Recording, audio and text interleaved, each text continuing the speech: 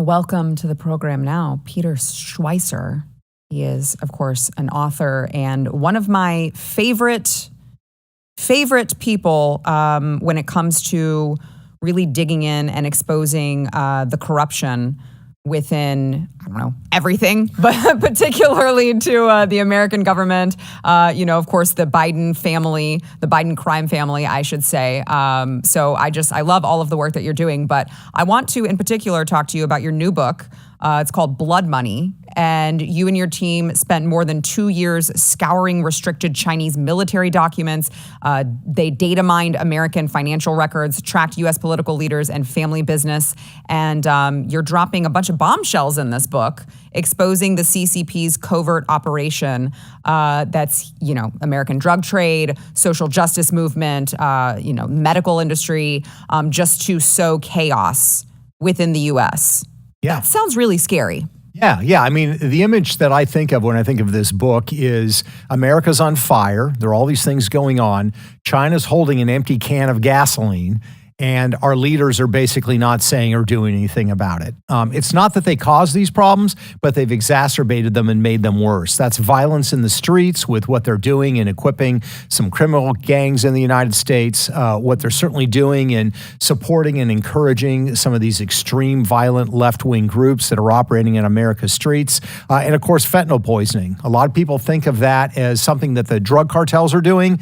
The drug cartels are really the junior partners. It is really the Chinese that are the senior partners in that operation. So they have like a direct link to each other. Absolutely. So if you think about every link in this chain, the precursors, of course, we all know come from China. Those are the component parts of the fentanyl. They get shipped from China. They go to a port in Mexico called Manzanillo. 90% of the precursors go there. That port, that terminal is run by a Chinese company. They take those precursors, they send them up to a town in northern Mexico. It's got to be put together and made into fentanyl. There are 2,000 Chinese nationals in northern Mexico that are doing that. They live there, and that's what they do. When they want to create the pills to put the fentanyl in, they use pill presses that the Chinese have provided them. Then the cartels, when they communicate with each other, they need secure communication. They're using Chinese apps and they're using Chinese devices because they know that the Chinese will not share those communications with the United States. And then finally, the laundering of all the drug money. In the cocaine days, the Mexican cartels used to do that in Latin American banks. Now they do it in Chinese state-owned banks. Wow. So this is... it was a thing that I always, when the fentanyl really started getting bad, I was like, I don't understand why Mexico would be, I get it that for them, it's about the money. For Mexico, it's about the money. But I'm like, but if you're killing all of your customers, right, why would you, that's not a solid business model. No, and that's a genius point that you're making, because on the face of it, it doesn't make sense, right, because the cartels are doing that. Here's basically the trade-off. The cartels are helping kill their customers, but the profit margin for fentanyl is 8 to 10 times what it is for cocaine. So they're willing to suffer those casualties. Meanwhile, the senior partner, the Chinese, making money is great, but what they really want to do is kill Americans. Yeah. And the crazy thing with fentanyl, it's not like heroin, it's not like cocaine. Most people that are dying from this poisoning don't even know they're taking fentanyl. They think they're taking a Vicodin, or it's some college kid who's, says, can I borrow an Adderall from a roommate to study for an exam? They take it and suddenly they're dead. It's now the leading cause of death for Americans under the age of 45. Yeah, and that's the thing. And China's like, good. We want to kill Americans. This is how we're going to do it.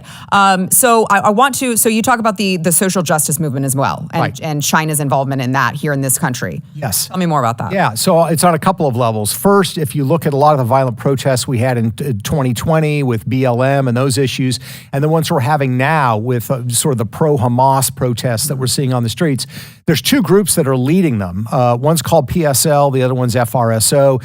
These are hard left groups that are aligned with China. They've sworn allegiance to China, to the CCP. In some cases, they have met with Chinese CCP officials. There are flows of funds. And so this is part of their effort to push extremes.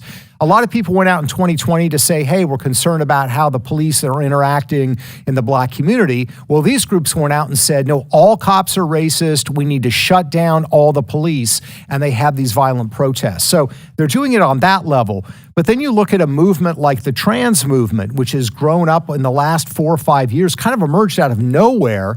Turns out that two of the biggest funders of that movement are actually Chinese billionaires.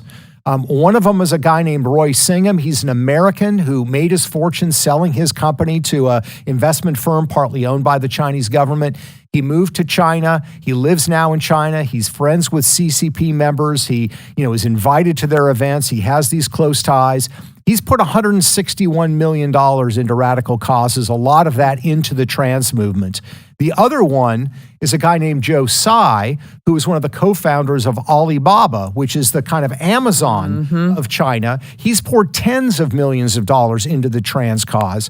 And here's the crazy part, Sarah. If they were true believers in that this was just something they were passionate about, you would expect them to be doing the same thing in China. Exactly right. But they're not.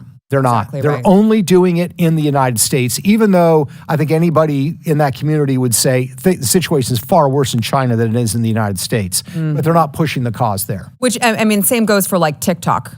Yes. Right. I mean, they don't allow all of this madness to go on in their own country. I mean, and you're looking at China and they're like, I'm not advocating for like their policies with their youth because obviously they go too far. But I mean, they're turning their young boys into machines, getting them ready for war. And we're just like, we're chopping off our kids' body parts. Yeah. And celebrating our inclusion or something. So I mean, it's really scary when you look at what they're doing and how they're building up for success, and we just seem to be completely asleep at the wheel. Yeah. It's scary. Yeah, no, they call it cognitive warfare. And they think that if you look at the future trajectory, things look better for China than for the United States. You've got TikTok, which is controlled by ByteDance, this Chinese company close to the CCP. I quote in the book extensively from Chinese propaganda experts who talk about how TikTok is the Trojan horse, that they have access to our kids. And what are they feeding our kids? Basically cotton candy, somebody in blue hair screaming on a street corner. That's basically what you're getting on TikTok, and our kids are getting that. ByteDance has an equivalent in China called Douyin, but you don't have blue hair screaming on the street. They're looking at science experiments, lessons in Chinese history, of course, distorted to the CCP version. It's a much more serious educational app. So they're giving us, our kids, cotton candy. They're giving their kids spinach, and they're very confident they're going to win the cognitive warfare going forward. I mean, I'm a little bit nervous that they are going to win going forward. Yeah. And not to mention, Peter, you've done so much work on this particular subject as well. It's like, well, don't worry. It's not like we have a compromised president, right? Don't worry. Yeah. Biden will handle it. He's not compromised by the CCP. Yeah, he's compromised by the CCP. He's also, so quiet on the issue of fentanyl. He never, ever, ever wants to confront the Chinese of their involvement. When he meets with the Chinese officials, he says, well, I raise it, but no finger pointing. Right. Well, what I point out in the book is that the Chinese gang leader, there's a gang called UBG, headed by a gang leader named Zhang Anlo, who also goes by the name White Wolf, right? If you're a gang leader, you have to have a name. White Wolf, that's the gang that set up the Sinaloa cartel and made them the kings of fentanyl in Mexico. Oh. He has a business partner who in 2017 gave the Bidens $5 million. Oh my gosh. So you literally have 1 degree of separation from the first family, the Biden family, to the fentanyl trade in Mexico. So does he really want to have a conversation about this? No, he does not. Of course not. And that's one of the reasons that I think that he is silent on that issue and silent on a lot of other things as well. Wow, that is fascinating. Tell everyone where, I know we got to take a quick break here and I want to respect your time. Tell everyone where they can find this book. You can find it everywhere. We were #1 last week on Amazon the whole week. And you can find it in any bookstore. They've got it at Costco and Target and everywhere. So I love that. BloodMoney by Peter Schweizer. Peter, thank you so, not just thank you for being here, but thank you so much for all of the work that you do. You are just You've done such tremendous work digging and uncovering so much that we don't have many journalists and investigators quite like you anymore. So I appreciate all of your work. Thanks so much for having me. I enjoyed it. Thank you. We'll be right back.